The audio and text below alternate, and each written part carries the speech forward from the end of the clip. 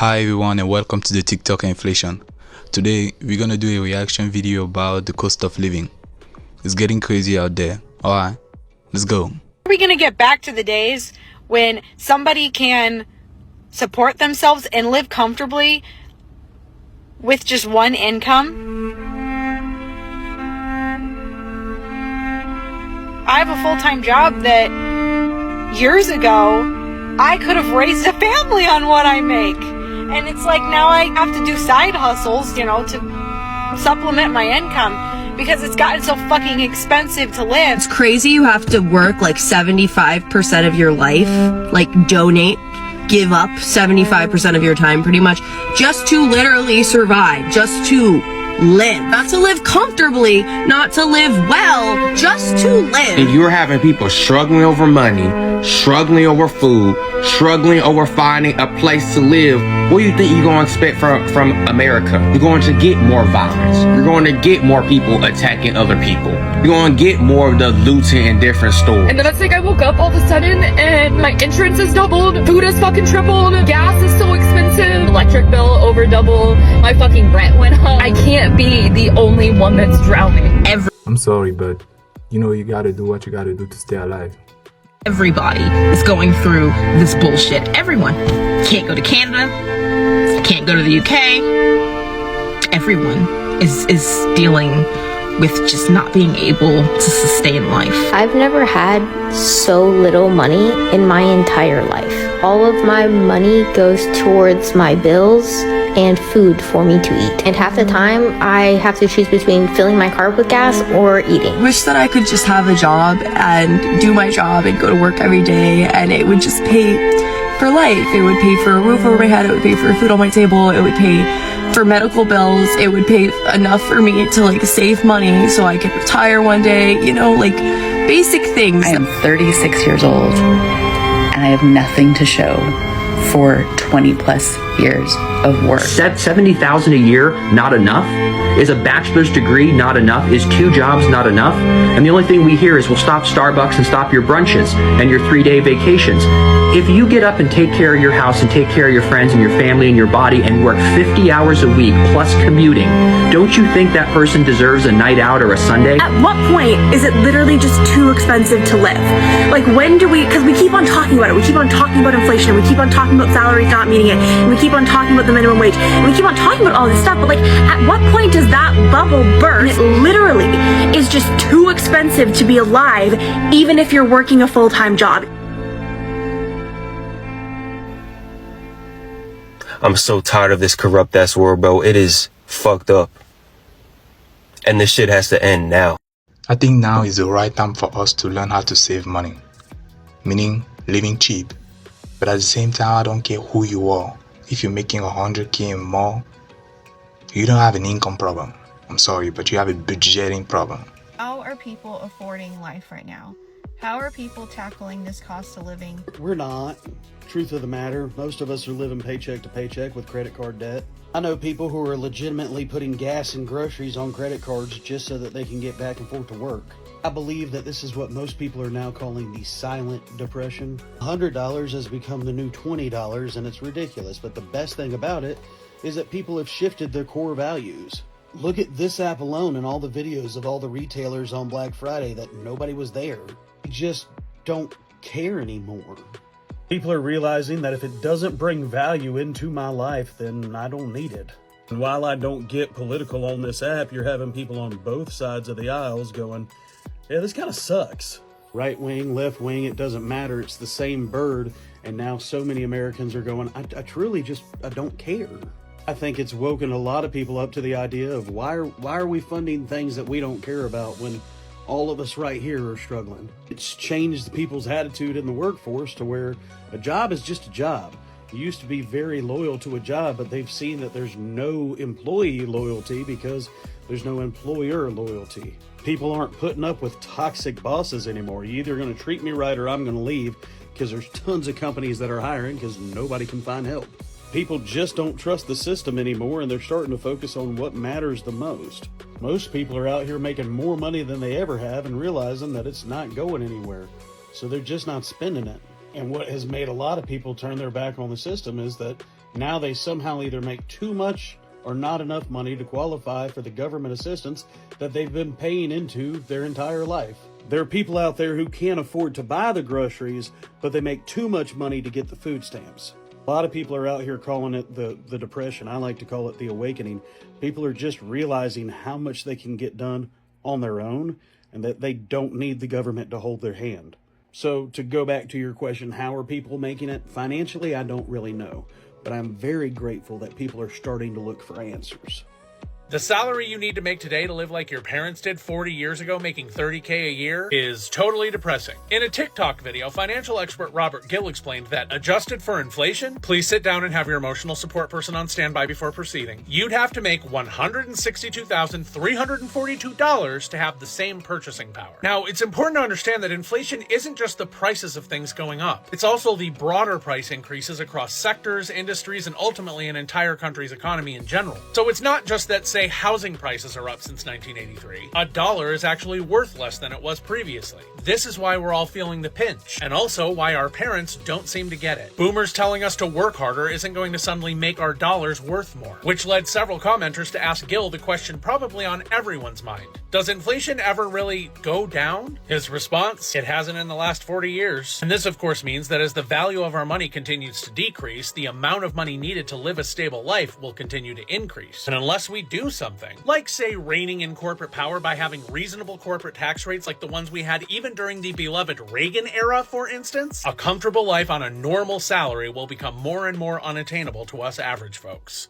I'm gonna stop you 1 minute to share with you the main goal of this YouTube channel, guys. The main goal of this YouTube channel is just to help people out during the biggest crisis that we currently live in. All I'm asking for you guys is just to like, subscribe, and share the links, guys, because as we get a lot of views and subscribers, we get a lot of money. And in that case, I'm gonna be the one to help people out. I'm gonna get the money and bless somebody, whether it's pick somebody randomly from the comment section, whether it's go out to a store and then bless somebody, I'm gonna do it. So right now I need support. I need likes, subscribe, and bunch of comments for this video to go viral. Alright, let's keep watching. There's one girl on TikTok and she's like, I guess their rent was $2,500 a month and their landlord's raising their rent to $4,000 a month. Oh my God. So she started a series of, let me show you what a $4,000 apartment looks like in New York City. And, you know, it's a flooded laundry room. It's, you know, all these things that are wrong with the building. Yeah. And like they want to raise the rent without fixing these things. So $4,000 a month is $48,000 a year. $48,000 a year, and it's to rent. You're not even purchasing. That's something. just for the roof over your head. That's not including anything else you need. Right. You know, food. Right. Lights. Right. Water. Right. All of those things. And furniture and clothes and, you know, just bare necessities. Yeah, bare necessities. Yeah. It's really tough. Life is hard. I feel sorry for the young kids. So I'm sitting outside of Woolies waiting for it to open, and I'm thinking about the cost of living crisis and inflation and the fact that my rent has gone up and so have all of my bills, and like I literally can't afford to live, and I have a full-time job on a salary, so I don't know how some people are doing it, but I thought I'd tell you some of the things that I've had to give up because of the cost of living increases. So the first thing I've had to give up is eating. I can't afford to buy any of the foods that I like. I can't buy fruit. I can't buy snacks. I can't buy myself a cheeky Red Bull. What's that about? My fiance and I had to bulk buy meat from a butcher and keep it in the freezer. And I don't even like eating meat. I don't enjoy eating meat, but that's what I'm eating. Meat with rice and pasta. The second thing I've had to give up is buying clothes. I can't even afford to look at a clothing store.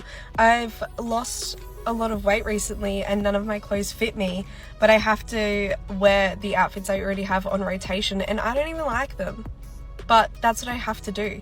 The third thing I've given up is being a Swiftie. 1989 Taylor's version's coming out and I can't afford to buy any of the vinyls, which really is hurting my little vinyl collector heart. But Taylor, what are you doing? Sell them for $1, like it's expensive here in Australia. The fourth thing I've given up is being happy. So I decided to make my own list of the things that me and my family have had to give up because of the cost of living increasing. So here's my list. The number one thing on it is all of our subscriptions, really. We didn't really have that much in the first place, but we had Hulu, Disney Plus, and Amazon Prime. And if I'm being honest, Amazon Prime doesn't even deliver like when they say they're going to. That 1 to 2 day shipping is a joke. Anywho, yeah, so we canceled all those subscriptions, and instead with our Roku TV, we got those like free TV apps like Freevee and Plex. So now we don't have to pay for TV anymore. Next thing we gave up was actually my once a month Target trips. Now, anybody who is a stay-at-home parent knows that you literally get no time to yourself. Not even when you're trying to take shit.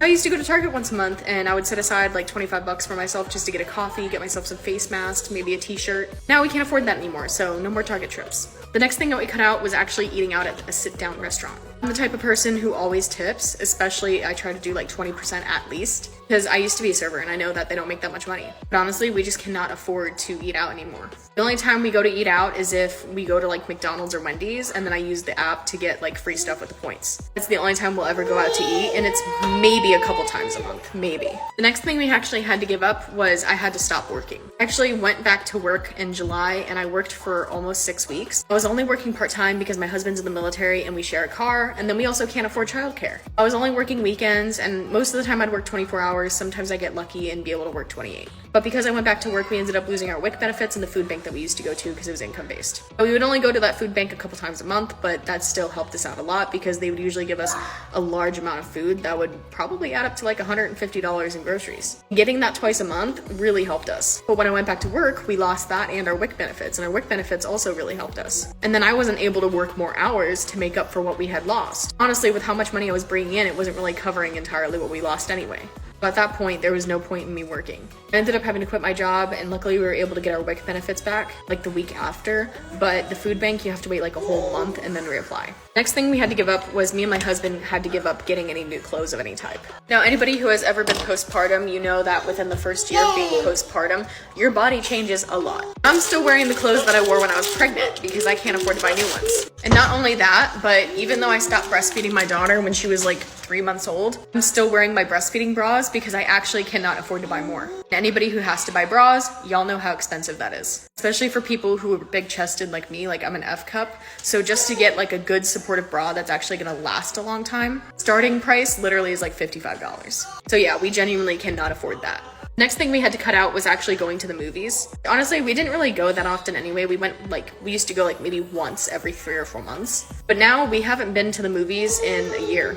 And honestly, it's because not only are the snacks extremely overpriced, but it's just not worth it anymore, especially when you could just get the movies free at home with like the free apps like Freevee and Plex on your TV. So the next thing we had to give up was weekend trips. Usually once a month, we would take our kids to like Raleigh, or we would go to like Emerald Isle. If you live in North Carolina, you know where those places are. We would do that just to get the kids out of the house, do some new experiences. We would maybe like go to like a petting zoo, or we'd go to like the Raleigh Mall, you know, just do like fun stuff. And now we can't afford that anymore.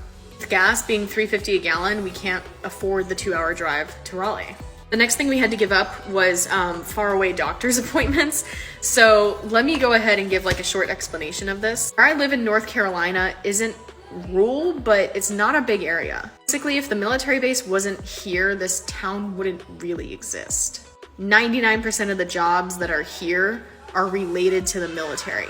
And then the 1% that are here are like restaurants and stuff that, again, military people mostly buy from. Yeah, if the military wasn't here, there wouldn't really be any jobs.